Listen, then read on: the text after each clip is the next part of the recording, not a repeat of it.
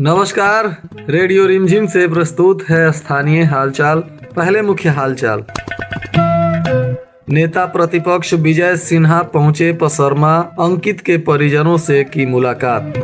विजय सिन्हा से एक युवती ने धर्म परिवर्तन कराकर शादी का दबाव बनाने की शिकायत। अंकित हत्याकांड से नाराज लोगों ने आमिर सुबहानी मुर्दाबाद के लगाए नारे।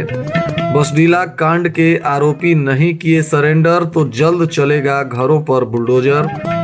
स्थानीय हालचाल के इस अंक के साथ मैं अनिकेत मिश्र। अब हालचाल विस्तार से। नेता प्रतिपक्ष विजय कुमार सिन्हा नगर थाना क्षेत्र के पसरमा गांव में पहुंचे, जहां युवक की हत्या के बाद उन्होंने मृतक के परिजनों से मुलाकात की। इस दौरान उन्होंने परिजनों को प्रशासन के द्वारा कार्रवाई जल्द से जल्द सुनिश्चित करवाने का आश्वासन दिया। विजय सिन्हा के पहुंचने के बाद वहां मौजूद परिजन और उनके समर्थकों ने पुलिस प्रशासन पर भेदभाव करने का आरोप लगाया और कहा कि प्रशासन आरोपियों को बचाने में जुटी हुई है। उनकी सुरक्षा के लिए फोर्स तैनात किए गए हैं, जबकि आज तक पीड़ित परिवार के घर प्रशासन के वरीय पदाधिकारी सुध नहीं ले रहे हैं। पुलिस पर पीड़ित परिवार और उनके समर्थकों पर लाठीचार्ज करने तथा गोली चलाने का आरोप लगाया गया, जिसके बाद विजय सिन्हा ने एसडीपीओ सदर संजीव कुमार को तलब किया और उनसे मामले की जानकारी लेनी चाहिए। तो एसडीपीओ ने कहा कि कार्रवाई हो रही है, कई अपराधी गिरफ्तार किए जा चुके हैं, बाकी के जो भी अपराधी फरार हैं उनको भी जल्द ही गिरफ्तार किया जाएगा। इसके लिए एसआईटी का गठन कर दिया गया है, परंतु वहां मौजूद सैकड़ों की संख्या में लोगों ने पुलिस प्रशासन का भारी विरोध करना शुरू कर दिया।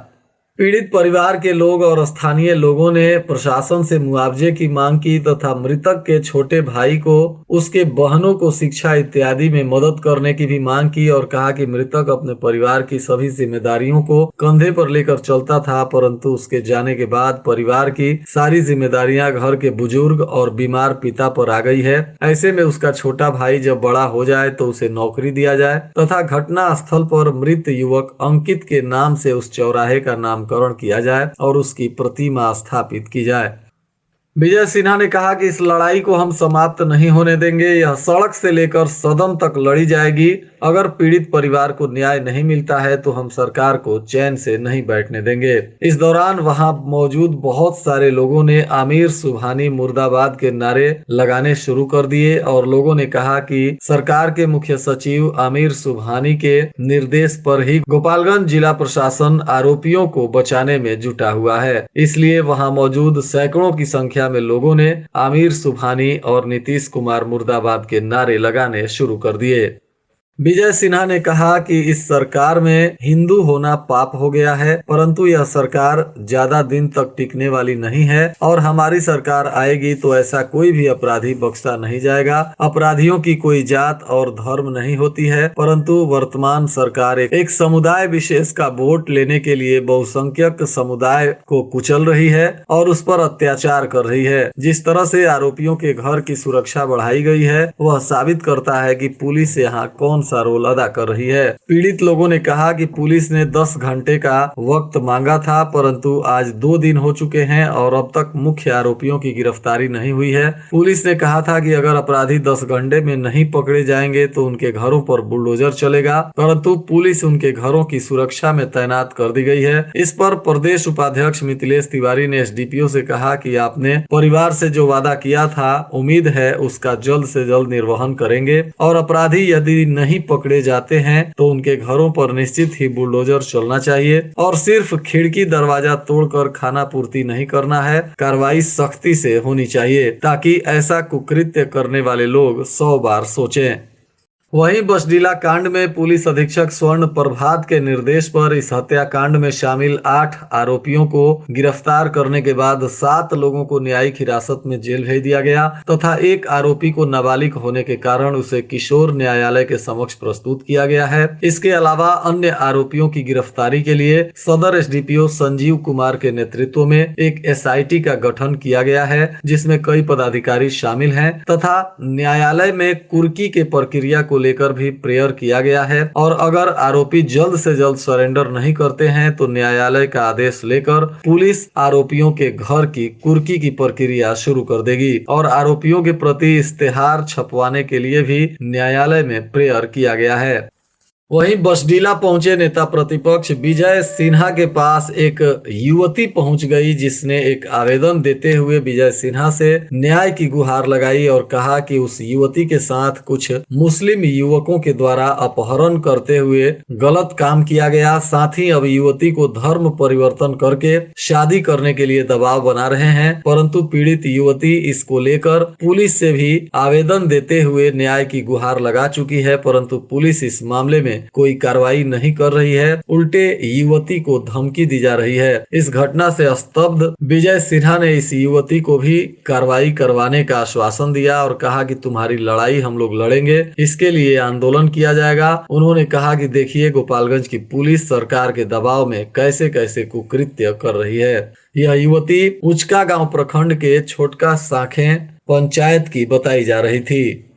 खनन विभाग ने सोमवार को थावे प्रखंड के सुंदरपट्टी नहर से लोडर सहित अवैध रूप से मिट्टी लाद रहे 2 ट्रैक्टर ट्रॉली को जब्त कर लिया। बताया जा रहा है कि सीओ रजत कुमार बर्नवाल ने गुप्त सूचना के आधार पर यह कार्रवाई की और अब इन वाहनों को जब्त करते हुए इन पर आगे की कार्रवाई की जा रही है। वहीं 30 जनवरी को राष्ट्रपिता महात्मा गांधी की 76वीं शहादत दिवस पर गोपालगंज परिसदन स्थित गांधी जी की मूर्ति पर कांग्रेस पार्टी के नेताओं ने माल्यार्पण करते हुए उन्हें श्रद्धा सुमन अर्पित किया और उन्हें नमन किया। इस दौरान कांग्रेस पार्टी के तरफ से राजकुमारी गुप्ता, ओम प्रकाश दुबे सहित पार्टी के दर्जनों पदाधिकारी और नेता मौजूद रहे।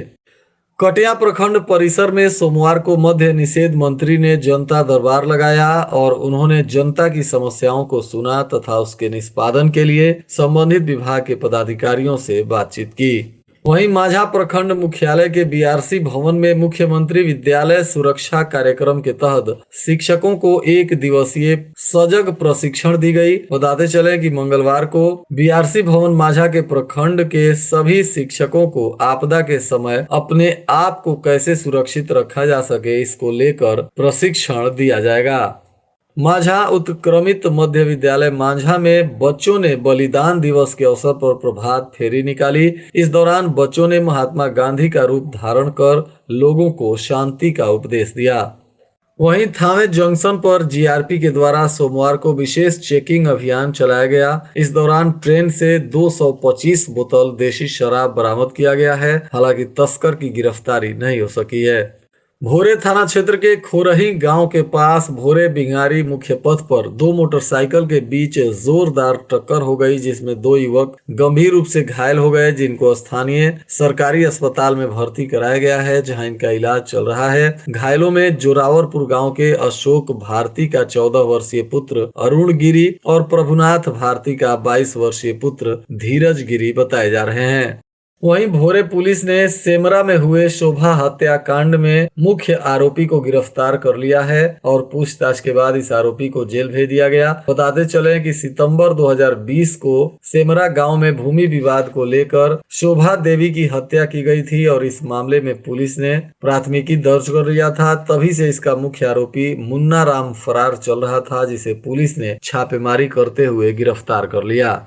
भोरे के केनरा बैंक में सोमवार को प्रखंड की 6 दलित छात्राओं को केनरा शिक्षा ज्योति योजना के तहत 5-5 हजार रुपए के प्रोत्साहन राशि दी गई। राशि का डीडी बैंक के वरिष्ठ प्रबंधक ने स्कूल परिसर में आयोजित एक सादे समारोह में छात्राओं को दी।